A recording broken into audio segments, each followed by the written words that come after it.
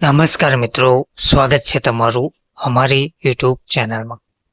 મિત્રો, મનરેગા યોજનાના કામદારોને વેતન, મધ્યાહન ભોજન યોજના અને આંગણવાડીને લઈને મહત્વની અપડેટ સામે આવી છે.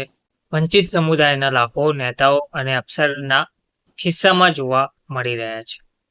અનાજ મળતું નથી, મનરેગામાં વેતન અને શાળામાં મધ્યાહન ભોજન પણ મળતું નથી. 41% વિદ્યાર્થીઓને નિયમિત મધ્યાહન ભોજન મળતું નથી. પછી કુપોષણ વધે જ ને.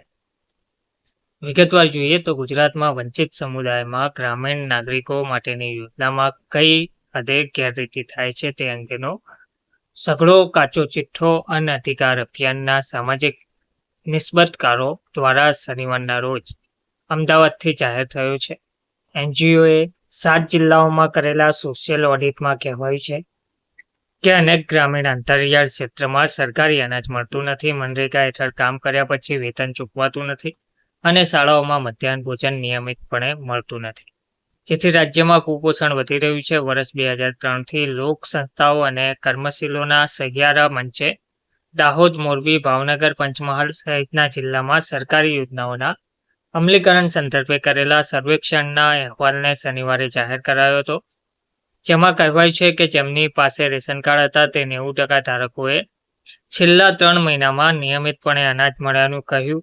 જોકે 68.3%એ દર મહિને સંપૂર્ણ જથ્થો મળ્યાનું સ્વીકાર્યું અને 2.16%એ મળવાપાત્ર જથ્થા કરતાં ઓછો જથ્થો મળ્યાનું જાહેર કર્યું હતું.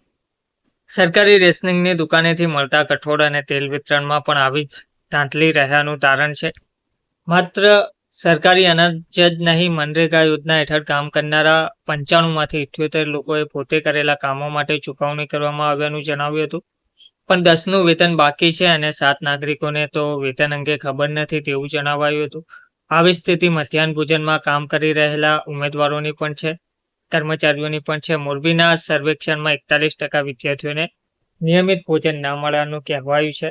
માત્ર મધ્યાહન ભોજન જ નહીં, પરંતુ કુપોષણ નાબૂદી માટેની ICDS યોજના હેઠળના લાભો પણ વાસ્તવિક ધોરણે તમામને મળી રહ્યા નથી. ધન્યવાદ.